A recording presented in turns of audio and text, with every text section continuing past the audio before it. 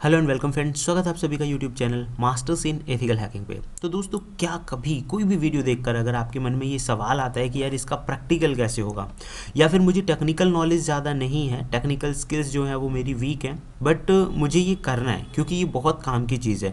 तो आज उन्हीं चीज़ों को ध्यान में रखते हुए एक ऐसे ज़बरदस्त टूल के बारे में प्रैक्टिकल वीडियो लेकर आया हूँ जिसके बाद आपका जो काम है बहुत आसान हो जाएगा।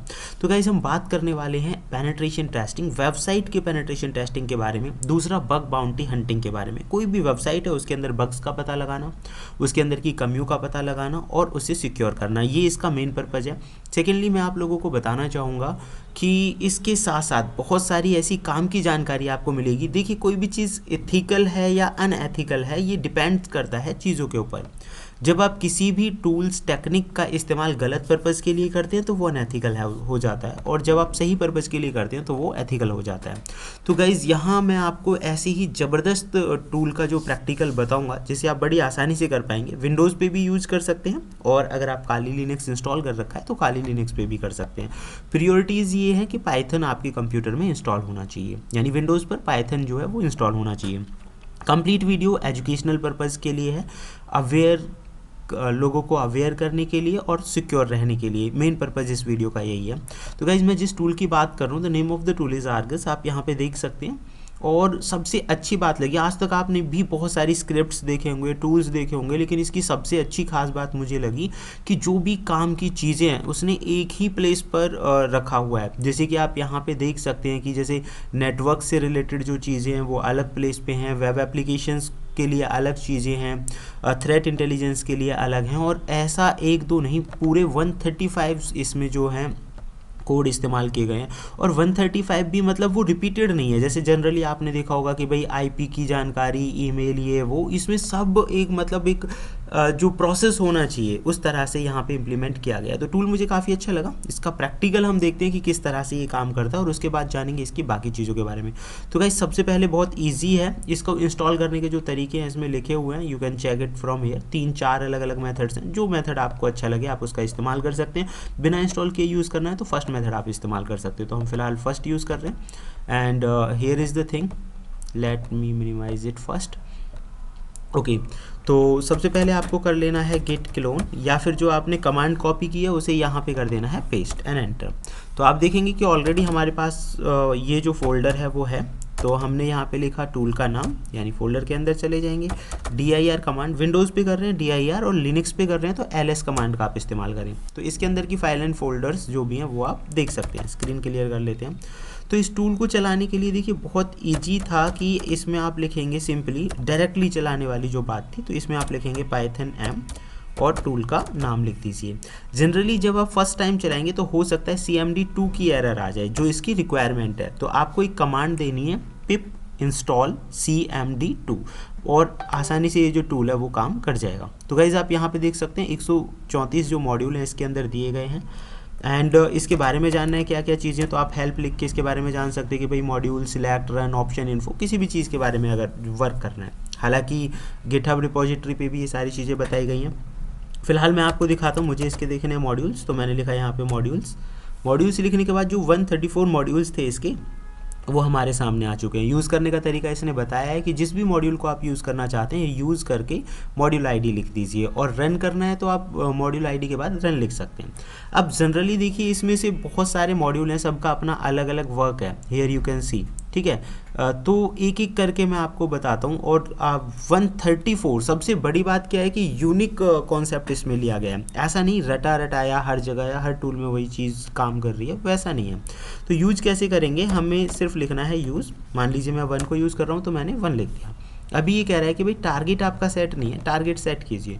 तो टारगेट सेट करने के लिए मैंने यहाँ पे सबसे पहले मैं इसे रन कर देता हूँ। हालांकि और भी टारगेट जो है वो सेट कर सकते हैं, और यहाँ मैंने लिखा test.php.vulnerableWeb.com, ठीक है। और टारगेट XYZ जो भी आपकी वेबसाइट है उसका नाम लिखिए, टेस्टिंग पर्पज़ के लिए बनाई गई वेबसाइट है।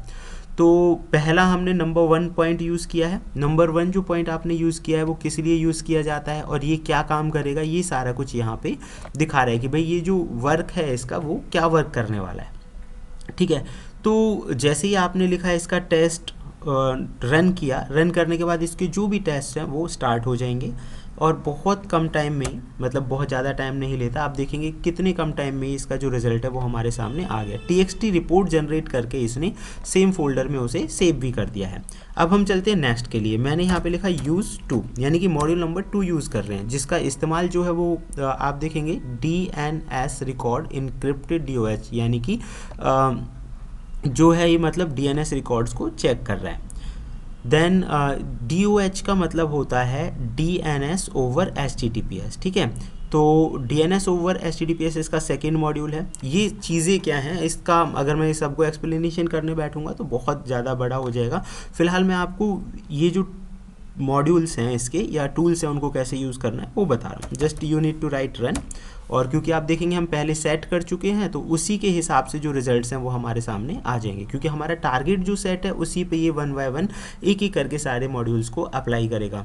और आप फिल्टर करके करना चाहें, ज़रूरी नहीं है 1 2 3 4 5 करके करें। आप फिल्टर रिकॉर्ड करके करना चाहें तो रिकॉर्ड फिल्टर करके कर सकते हैं, डायरेक्टली कोई भी मॉड्यूल उठा सकते हैं।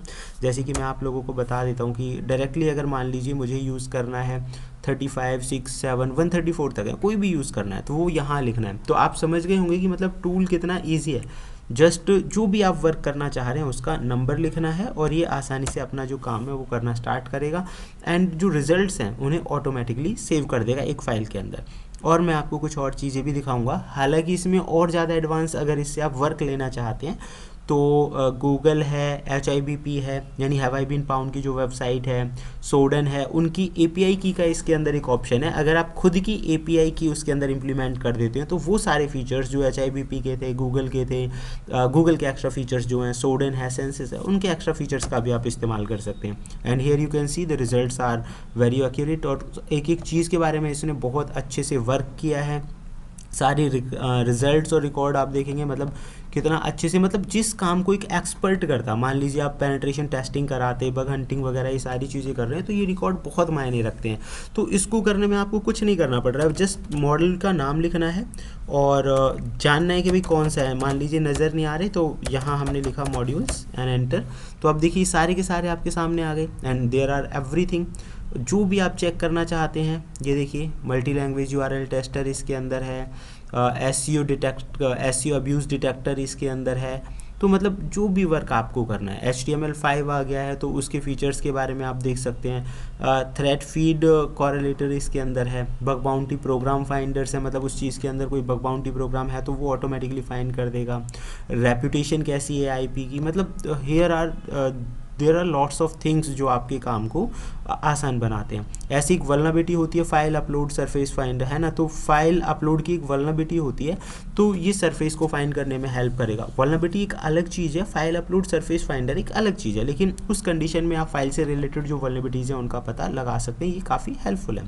तो डायरेक्टली जो मैं आपसे कह रहा था कि कोई भी ऑप्शन अगर आप डायरेक्टली यूज़ करना चाहें तो उसका नंबर जस्ट आपको लिख देना है और सीधे सीधे आप उस ऑप्शन का यूज़ कर सकते हैं। जैसे मैंने यहाँ पे लिखा 30, यूज़ कर लेते हैं हम मॉड्यूल नंबर 38 को, ठीक है। 38 क्या है, हिस्ट्री को लेकर ये वर्क करेगा, ठीक है। और उसके बाद हम इसे कर देते हैं रन। आफ्टर रनिंग दिस तो इस IP का जो हिस्ट्री है उससे रिलेटेड आपको हेल्प मिल जाएगी। In case of fraud and misuse, कई बार क्या होता है कि कोई भी व्यक्ति फ्रॉड या मिसयूज़ करता है किसी वेबसाइट के ज़रिए या बहुत सारे लोगों को उसने शिकार बनाया है, ऐसी सिचुएशन में ये जो टूल्स होते हैं क्रिमिनल तक पहुंचने में आपकी काफ़ी हेल्प कर सकते हैं। तो मतलब अगेन मैं एक बात ज़रूर रिपीट करना चाहूँगा कि बहुत ही यूनिक जो चीज़ें इसके अंदर ऐड की गई हैं, लिमिटेड और रटी रटाई चीज़ें नहीं है ज़्यादातर जो टूल्स के अंदर हमें देखने का मौका मिलता है। तो गाइज़ ये था हमारा आज का वीडियो। अगर आप चाहते हैं कि इस तरह की भी इन्फॉर्मेशन मैं आप लोगों के लिए लेकर आता रहूँ तो उसके लिए देखते रहिए YouTube channel Masters in Ethical Hacking. Thank you friends, good bye.